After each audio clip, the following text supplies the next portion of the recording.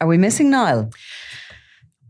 I don't know from an emotional sense. So much hesitation there. It was unbelievable. I know I am missing him from a workload sense. I can't wait now till I'm off on holidays next week and he's back. Oh, are you? And it's going to be like, here you go. So it's busy. We do miss Niall in terms of like, you know, he's when he's not here because he's such a workaholic, which maybe not be a good thing. He is missed, but don't miss his slagging that much. No. And skipping back in here, he'd be delighted himself, and I'll work it for the two of us. You need exactly, yeah. And he, to be honest, he can't really stay away. I've already been talking to him a few times this week, so I've ignored him completely. Now he hasn't actually contacted me, so I can't say I've ignored him, but I have not engaged with him. He's playing hard to get, chomping at the bit. I think so. Can you cope without me? Yeah. So it was a really busy week in the end. It was a busy week. Yeah, it was funny because I was speaking to Ken Foy, the crime correspondent for the Irish Independent, and we were talking about how quiet it was. Last week was very quiet.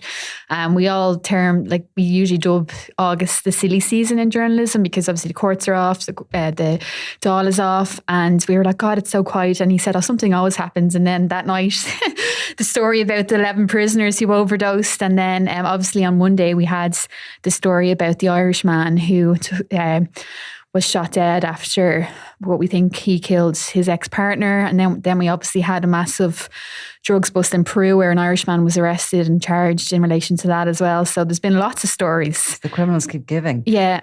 So this story in Malta, because I hadn't paid much heed to it until when I started reading it, I was like, my God, this is actually fascinating. Mm-hmm. His name is Edward Johnston, and he allegedly stabbed his ex-partner. We were going to check the pronunciation of this before we came on, but we're on, so we'll give it a go. I tried Nicolette to, Ghirxi? I think Nicolette. Nicolette, yeah. I suppose I did try and look it up, but, you know, people get my name abroad wrong all the time, so it's okay. So we're okay. Yeah. So she was stabbed to death in the early hours of Monday morning in Malta. And there was this kind of like standoff then with police and him, and he was seen on a sort of a part of a cliff edge, and then he was in the water and he was putting the gun to his own head. Yeah. Then he started pointing it at police, and he ultimately ends up shot dead.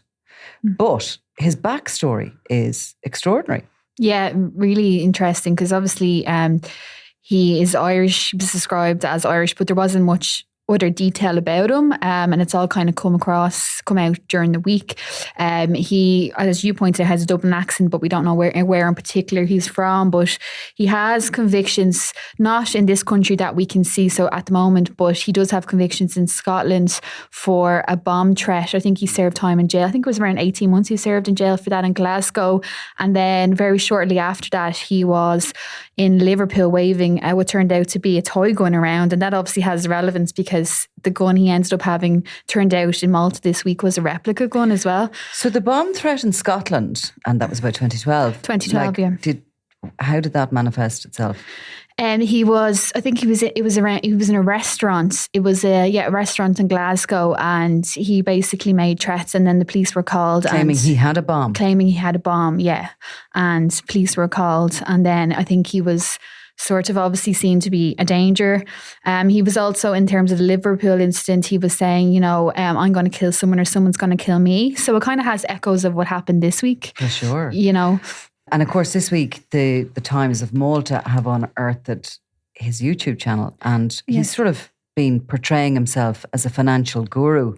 Yes. Yeah, he said that he was like trading and was able to kind of train people in trading and the stock exchange. And weirdly, he has an Instagram page. Now, it hasn't been updated since 2022, but on the Instagram page, he says that he worked on the New York Stock Exchange, you know, and he talks about his amazing life in Malta, and it's all videos of himself. So yeah, he in these YouTube videos, he talks about that and how he's like, you know, networked with all these people and helped all these people get their careers off the ground, but doesn't really seem to have much in a way of backing up our finances himself. Yeah, exactly. Yeah. So he landed in Malta in about 21, 22 and very quickly started dating this girl. Her family are speaking to the Maltese press anonymously, albeit, but they're saying that she split up with him, and he sort of started stalking her, and she was making complaints about that. He posted her address online at one point and obviously had sort of kept harassing her even though they'd split up. Yeah, so she filed these police complaints. Now, it does say that there wasn't any physical violence reported to the police, but there was, I think, 2 harassment complaints reported. But then when the way they deal with it there is they asked the victim, did they want to make a risk assessment? And she said no, because I think at the start she kind of thought, oh, he might just leave me alone now. Yeah. But then, and she told police, and they seemed to agree that the original content that he was posting about her, she was, she didn't feel like she was in major danger. But then obviously things did escalate because there was stuff going up online. Her, as you said, her number, her photo, her address, all that was visible.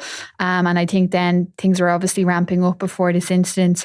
And yeah, she did then let the police know that she believed he was back in Malta as well. So she was obviously... Oh, because he had claimed he was going to go and set up a new life for himself in Palermo in Sicily. Exactly, yeah. But she noticed then that he was back on Tinder sites in Malta and realised that he was not too far away from her. Yeah, exactly. She actually seen him, I think it was the evening of the killing. She seen him on Tinder. Right. And obviously then was worried, as you would be, about what was going to happen. So, and I think I read as well that she actually shared her login details on Facebook with a relative because she was obviously worried about what he was capable of.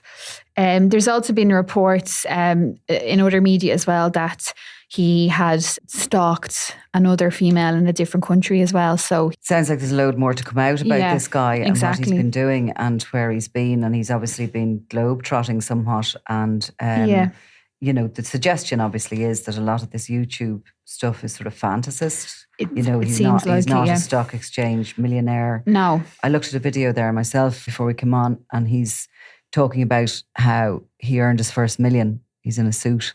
And he said he wasn't dressed for the video. He'd actually been at a high-powered meeting before he sat down to do this video. Yeah. But I suppose the internet allows fantasies play out in the real world, doesn't it? It does, yeah, it does. And it kind of allows you to sort of present yourself in a way that maybe you see yourself, but that nobody else sees you. And obviously allowed him to sort of maybe, because I think he was contacting lots of women on social media, and, people see these photos and see these profiles, they think, as you would, like that this person looks the part and's talking the talk and all that. So it does allow you, we've seen that before with other killers and rapists and stuff, how they present themselves online. Malta's English speaking, is it? I believe so. I think there's dual languages there. Yeah. Yeah. And they have a very robust press, don't they? Because, we often see stories that, it seems to be a very robust press out there. Yeah. I know there was an incident some years ago that there was a journalist killed, and there's all sorts of allegations of corruption and that goes around it. But it's certainly, you can see a lot of information already starting to emerge about this guy. Yeah, we've had a lot out there. And I think it's very, there's obviously issues with violence against women over there, as there is here, because a politician came out and very strongly and said, this is a daughter of Malta who's been murdered. This is a major issue. Women are in danger over here and this needs to be looked at. So yeah, obviously there's a lot of very vocal reporting, as there should be. And there's been so many reports this week, and it's also been good for us because sometimes when things happen quite far away, there's a lot of digging needed to do. So yeah, so there has been a lot. And has anything come up about him here yet? No, there hasn't been. And I was actually speaking to another journalist, one of our journalists yesterday. He was saying that he was checking and there was nothing obvious coming up, and it's been reported that he doesn't have any here, but it has been said that he hasn't lived in Ireland for a long time. And obviously the conviction in Scotland was in 2012. Yes, that's a good while ago. Yeah, and there was also reports that he apparently, in relation to this bomb threat in Scotland, that he tried to plea mitigation, saying that a former partner had lost a baby and he was suffering a mental health episode when that happened. So that obviously shows that maybe he was probably living in Scotland and he had a relationship at the time. But the Irish Embassy are involved? I think so. I think it's been, yeah. So look, we'll have to see what happens more there. Will obviously come up about this next week. Yeah. No doubt. So next on the agenda, there was a big sort of press conference in relation to drug seizures. Now, you talked about silly season. Yes. The seizures all the time, but this one really made headlines and all the rest of it. I think sometimes that institutions like the Guards can be clever when they put out a press conference, can't they? Because they know they're going to get maximum attention. It's a little bit like there's nothing else going on, so it's a good time now to... Yeah, and also they don't have to do that much of the work because it's in Peru. So it's an easy one, and obviously it's always just that little bit glamorous. So did the guards discuss that? There was a press conference, I think, with Seamie Boland. He's one of the heads of the Garda's Drug and Organised Crime Bureau. Yes. And it was around the incidents in Portlaoise. It was around the drug seizures. And did they also refer to the Peru? Oh, no, I don't think so. No. Yeah. No. Because Peru seems a little bit, we haven't got a huge amount out of that. There was an Irishman arrested with a huge quantity of cocaine. There was a bit of a kind of a videos taken on the street of him and a British citizen. We're told he's Irish. The name means nothing to us. No, it doesn't mean anything. And there's a UK guy that was arrested as well. I suppose it's just interesting in the way that things are reported over there. Like, again, they don't really hold back. Yeah. And there was like a video on YouTube of the police going through a Nissan, the boot of a Nissan, and basically cutting open cocaine packages with their, as someone points out, no gloves on or anything like that. Yeah. And there's a guy, and his name doesn't sound Irish, but he looks very Irish because you could see how shook he was, his face, and then he falls to the ground. He seemed to have some kind of fainting episode. Okay. So he was arrested. He seems to be sort of lower level. They're talking about a Bulgarian man a bodybuilder type, who was kind of the brains behind the operation, and he met them. The British and Irish guy they were recorded by police hugging each other, saying hello in the airport in Lima, and then they went to this apartment, and then they obviously were caught with the drugs in the car. And were they going to fly back or something? Well, apparently it was to be shipped to the UK. Right. So but they were physically moving it themselves. They were physically moving it. So obviously they're lower level. Yeah. They wouldn't be the brains of the operation. So they were charged, and I think they're facing 5 years, which doesn't seem that. No, given like it's South America, but I think that's probably the minimum. It was destined for the UK. It was 55 kg of cocaine, which I was trying to Google what that would be valued in Ireland. I'll tell you, right? Yeah, because I did get a lesson recently from somebody in the know. So to buy 1 kilo in Peru or in Colombia, say for example, would cost you 6,000 for 1 kilo. Yeah. And that includes getting it to the port to get it out, right? Yeah. So the business of them collecting it and moving it themselves is a little bit different. But 6,000, you ship it to Europe and get it through one of the major ports, be they Rotterdam, Antwerp or whatever. By the time it gets through the port, it's worth 28,000, but you owe 20,000 to whoever's 20% to whoever's in control of the port. Oh, okay. Okay. Yeah. So that brings you down to 22,000. Yeah. So you've gone from your 6,000 investment for 1 kilo is now worth 22,000. So you take your 6,000 off your 22 and you're left with 16. So that's your profit. Oh, okay. 16,000 for 1 kilo. So how many are you talking? 55? 55, yeah. I have to check out the calculator. 16 by 55. Is that a million? That was quick. But I know, I don't think that's right. I think Niall will be rolling his eyes now. Right now. 16 by what? 16 by 55. 880,000. So close to a million. Did you do that in your head, Clodagh, or on the calculator? Your head. That's such a lie. We can't see her. You have lied to the public there now. No evidence to back there's that no way up. you did that in your head. Don't believe that for a second. Yeah, okay. So 880,000 is what it would be worth if they got it into Europe. Okay, and of course then it increases, and everybody, the next person who comes in buys it for that. It increases by the time it hits the streets. I mean, that was interesting because it was one of the points that Seamie Boland was mentioning was that because of these seizures, the price of cocaine had kind of gone up. The market value of it had gone up. Now they were talking about a seizure in Rosslare, Europort. Oh, yes, yeah. Another seizure in Dublin Port, was it? Yeah.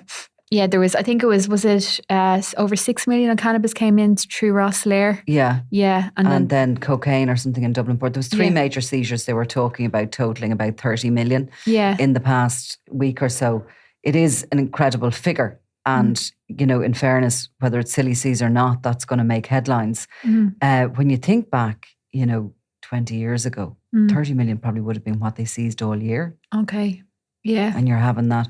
It's these bigger seizures, I think, at the ports that ramp up those yearly totals. Yeah. Because what you're getting in through the ports is those kind of mother loads. The seizures on the streets from houses, from undercover operations are usually much smaller. You're looking at about €1 million worth of cocaine, but coming in at the ports, you're getting the whole bulk, the wholesale shipment. Yeah, and there's nobody sitting with it either, so it's you're just kind of taking you're just a punt. Getting the drugs. Yeah, and because it's actually interesting because the one in Rosslare, it was just it'd come off a freight and it was just sitting there, and no one so I don't know whether maybe there sometimes does these seizures happen because I don't think the guards had gone in to raid it. I think it was left there. It was deemed to be suspicious, and then so maybe we would never get the full story of that. Yeah, because I know certainly sometimes that they've tracked a container load or whatever it is.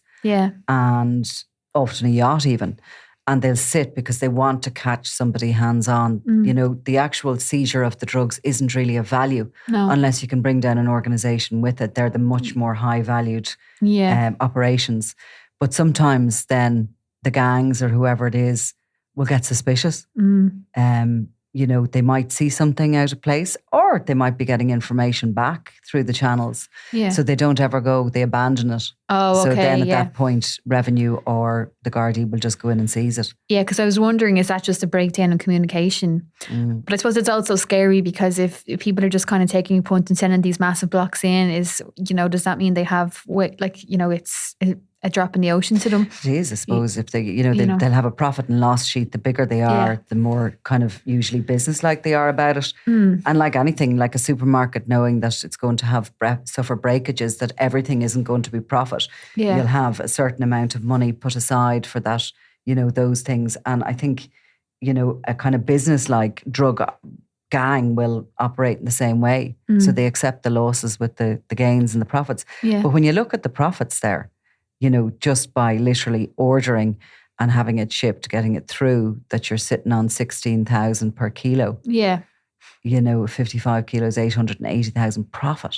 Like, it's insane. It's a lot of money. It's a lot of money. Yeah. And then, of course, the difficulty you have is transferring that money into the legitimate economy. Now, 880,000, maybe you could, if there was a few people to, be paid and to take a cut of that profit, you could probably keep that in cash and use it. But, if you're talking bigger amounts, 10, 16, 20 million, like, what do you do with that? Yeah, you can't just bring it down the road. It's a whole other problem to try and wash that back into the legitimate economy so you can spend it at will. Yeah.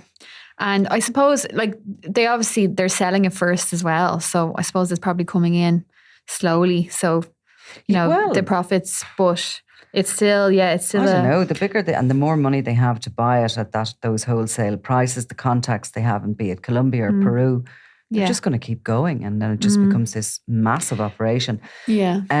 The prison story has moved on somewhat. Now, Sunday World did name, we were initially discussing a kind of gangland killer who had been amongst the 11 that were taken out of the prison and hospitalised.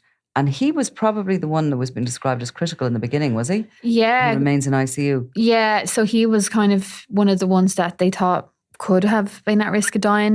This is Peter Kenny. He's serving a life sentence for the murder of John Champagne Carroll outside the Grumpy Jack's pub. So that was in mid-2009. Mid-2000s. So he was very ill, and he is the only one left in hospital. But I think he's doing well now. But yeah, they all seem to have made a big turnaround. But I suppose with drugs, once you're sort of able to counteract whatever's in your system and flush it out, then probably things if you get hospitalised quickly enough, I suppose they can reverse it. Yeah.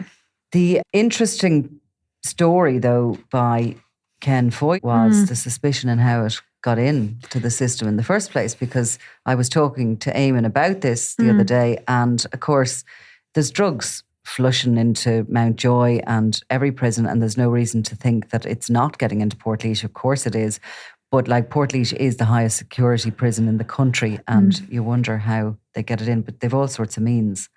Yeah. And the suspicion in this case is that it was an inmate. Yeah, that he was out basically for a visit, a compassionate leave visit. So we don't know. That can often be, say, if a relative dies or something like that, or a hospital visit. So we don't know what that was, but that he was out and that he brought it back in with him. And this guy would have been considered low risk. He's been in jail now for 2 decades. He's from the Munster area. So I suppose they wouldn't have been as concerned about him. And Ken was writing that they actually investigating whether there was some kind of coercion when he was out of prison and that maybe he was forced to do this. And apparently he was asked to move to a protection wing after he came in when the lad started to get ill. So that's just still a line of investigation, but it would make sense that he had to, certainly. And I mean, look, the kind of the powerhouses in prison will always kind of lean on the vulnerable, and those that are low risk, that are allowed in and out, that are allowed to move around the prison, they are at risk of being ordered sometimes to do something, asked sometimes for financial gain. But somebody coming to the end of their life sentence, like, to get caught doing something like this is utterly ridiculous. Yeah, because there was talk that he was maybe in line for consideration to be moved to an open prison, and I don't know how they'll have to, if they do find that he was responsible, there'll obviously be a P19 or there'll be some kind of that definitely discipline. Goes against them. Brian Kenny, who was the gangland killer of Jonathan O'Reilly, he's serving a life sentence. He was actually in Lockenhouse prison, and he was getting days out, visits with the family. He was literally on the runway home, and he got out and was caught after returning to the prison. There was contraband caught in his cell. He was moved immediately. He was denied parole, which he was expecting to get, and he was moved immediately back into the general prison population, which was a disaster for him, having got to Lockenhouse now and wants to go back the other direction at the end of a life sentence. But there was no suggestion in that case that he was coerced. But I know, having spoken to some people in relation to that case, that they say that sometimes they are, they can be sort of bullied, I suppose, into bringing in stuff or... Yeah, I guess depending on how their vulnerability. Yeah, exactly. You probably can't. That's called ratting, of course, if you say that. Yeah, and he's obviously there a long time, so he knows the protocols. The protocol. So is that a joint Garda and prison investigation on that one? Well, the prison or the prisons just handle it themselves? Well, they've certainly put out statements, but I'd imagine that the guards are looking at it too. But they're certainly looking at that substance that is suspected of being... Yeah, nitazene. Nitazene. Well, actually, that's sort of up for debate now in terms of, and Eamon was talking about this today, that apparently when they tried to administer Naxalone, is that how you pronounce it? The counteraction to nitazene, that it didn't have any effect on the prisoners. So now there's talk, and it was a powder substance that they had. So now there's speculation. It hasn't been confirmed basically what the substance is, and now there's sort of fears that maybe it's something else. I heard the term spice thrown around the place as well. It was definitely some kind of psychoactive substance. Something made in a factory. Yeah, basically, yeah. So I don't think it's not confirmed. And it takes a while for them to do those sort of toxicology on those things. It can, be surprised how long it can take for it to come back, even when there is a raid. Like, if they seize what they suspect to be cocaine, it still has to go to the lab to kind of, for it to be tested. Exactly, see what's in it and what the chemical makeup of some of those psychoactive things are. It could be a bit of everything, and I think the from what Ken Foy was writing, the reports of how they reacted, that it was meant to have been carnage, that, like, people were pulling out IV drips, people were like in proper psychosis, and that they actually had to get prison officers, I think it was 3 prison officers per prisoner who was ill, and that they had to get extra resources from the Midlands prison and stuff like that. So I don't know whether maybe nitazene has that effect too, I'm not sure, but like, it was obviously something strong. There's no reports from around the country that there's any other, drug users, polydrug users or anything presenting with these certain symptoms. It's just sort of isolated at the moment. Yeah, there hasn't one batch that went into the prison. Yeah, there hasn't been. There has in the past obviously been. This has been obviously. There's been a lot of stories in the America and further countries about the damage this has done, but no, there hasn't been anything this week as of yet. But I suppose so. It hasn't. Whatever this is, hasn't been distributed amongst the general population. You'd imagine, like late last year, it might have been November. There was signposts up all over the road network and the bus stops and everything, warning people, because there had been mass kind of overdoses of polydrug users, street users. There had been something out on the streets. The HSE actually did a kind of campaign, and they were talking about 50, 60 people presenting to hospitals in various different places with the same symptoms of this overdose, and it was from a substance like that. Yeah. But we're not seeing that in the general population. No, there hasn't been any reports of that anyway this week, but I suppose, and maybe we don't, maybe it's not nitazene. We're not, they don't seem to be fully sure yet. But yeah, there has been warnings about this drug before. And, these other psychoactive drugs that seem to have been just becoming more and more popular and maybe easier for people to get their hands on as well. So, but I haven't seen anything about overdoses or deaths this week, but maybe it could be yet to come to light next week when you're off. Yeah, exactly. Yeah, Niall might have to deal with that next week. He'll have to deal with that. Yeah. So that was, it was busy. It was busy, yeah. And then it's funny though, like the story that's doing the best is the one about Tommy Fury and Molly May Haig's split. So it's not all crime that's doing the business this week. Yeah. So it's I read it myself to my shame. Yeah, well, you're a Love Island fan. Yeah, exactly. I have to out you. Yeah. I was reading about the influencer who came out and denied that her baby was Tommy Fury's. There'll be all sorts of rumours going around about that. I know, and it was actually great because sometimes when you see these things, you say, how do you get around writing that? You can't accuse people of having affairs. And then for someone to actually say on their Instagram, he's not the father of my baby. It's like, I know. She's lining it up for people. But it's everyone feels sorry for Molly May, of course, and are quickly to blame Tommy, but we don't know what went on. But it's very good, very interesting anyway. Another one for Niall next week. Another one for Niall. Niall loves a bit of showbiz too. I'm sure he'll have his theories. He'll probably blame Molly May. Yeah. All right, Eimear. Well, thanks for that. Thanks, Nicola. I'm Nicola Tallant and you're watching Crime World, a podcast about criminals, drugs and the underworld in Ireland and across the globe. Make sure you subscribe to our channel and turn on notifications so you can be the first to watch all our latest episodes. You can also listen wherever you get your podcasts.